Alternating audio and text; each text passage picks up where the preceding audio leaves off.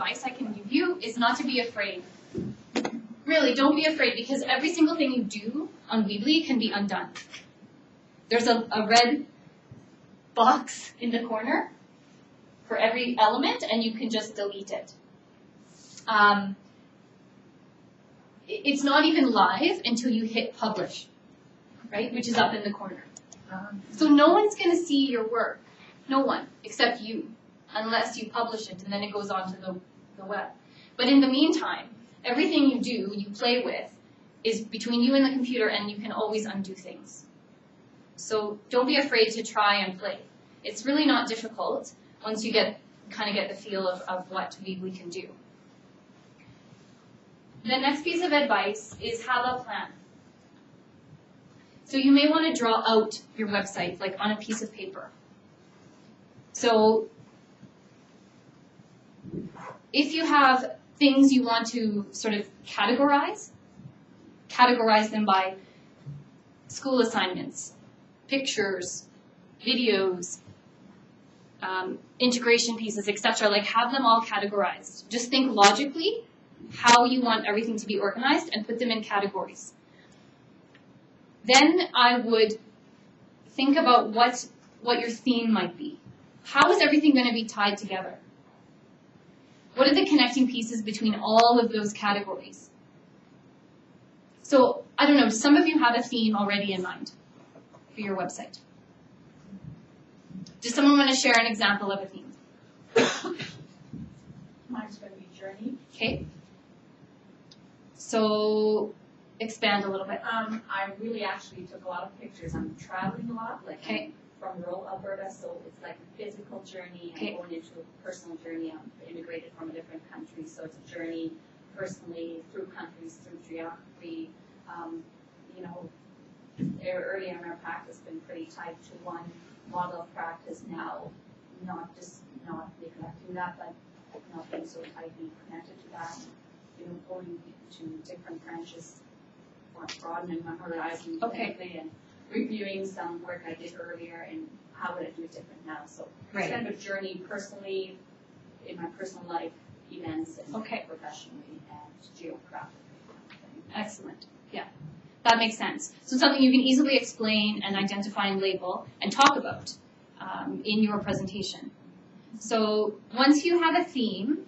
Can I just interject? So the other possibility, if you're not into the metaphor and some sort of a theme or an image of something, if you are, that's great, and we've had lots who do that. But the other piece is just to be real explicit and real concrete, and maybe even use the rubric headings or something to talk about it and to categorize stuff.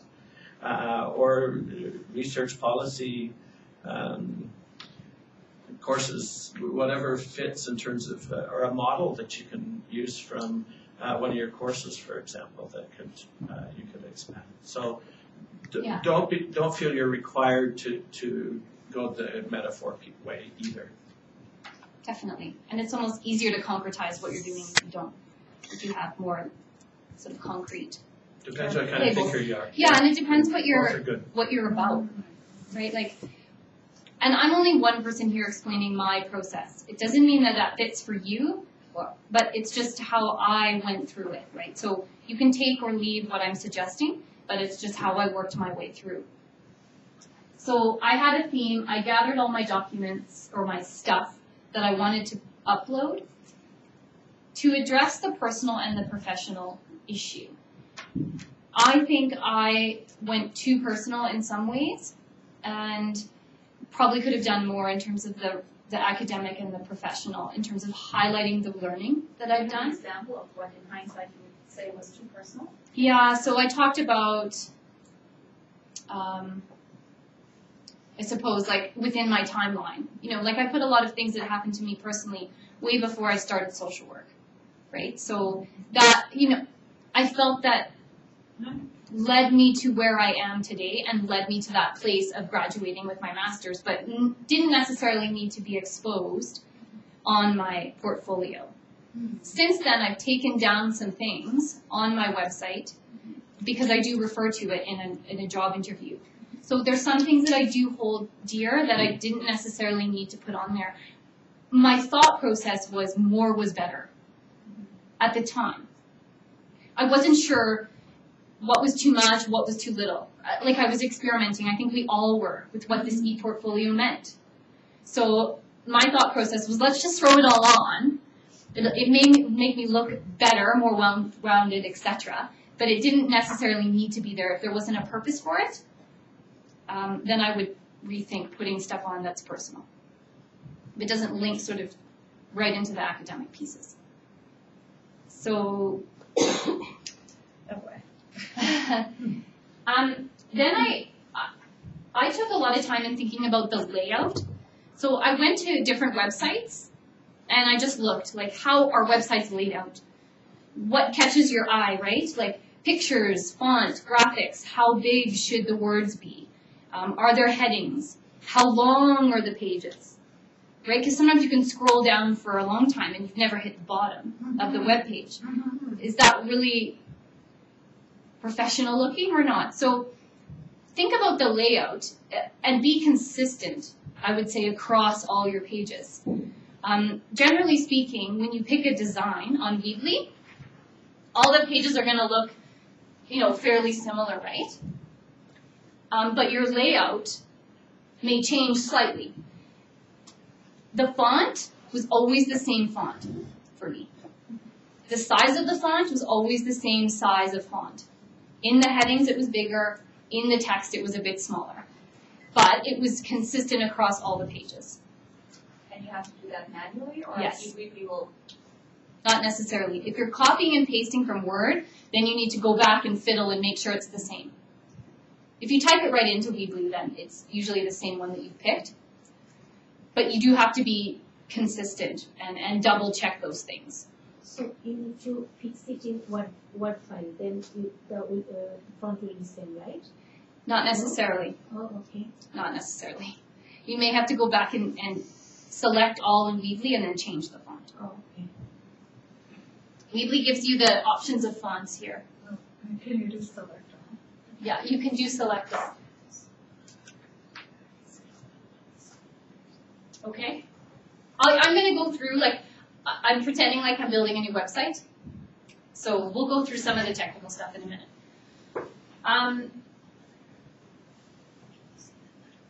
So also, I didn't necessarily just want to talk about being a student, right? I wanted to contextualize myself within the process because it is a portfolio.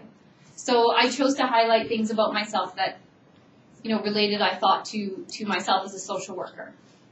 So being a student isn't just in a vacuum, right? Like there's other things going on in your life, and you may want to identify what those things were. So for me, my theme was in between bars. So a lot of my year was about transition. So I kind of wanted to highlight that I'd gone through lots of changes. So my theme was just around sort of swinging and that part in between when you're like flying through the air when you've let go, like if you're thinking about a trapeze act.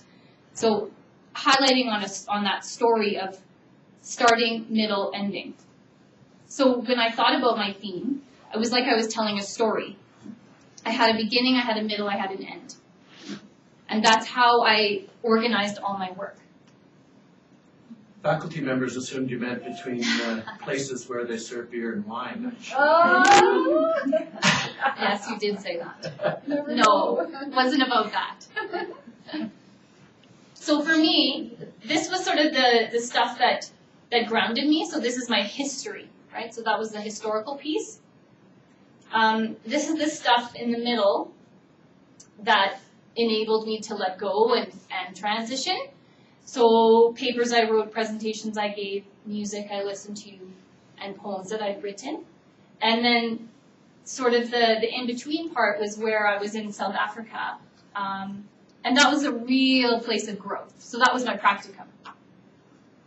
You may or may not use your practicum as your sort of focus. It may be a course or maybe a paper or whatnot, but that's where I placed a lot of my focus in terms of my learning.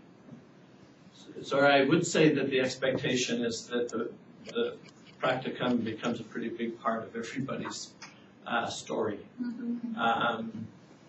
Because even in a case study, if you're doing that and said the the practicum becomes a pretty strong focus.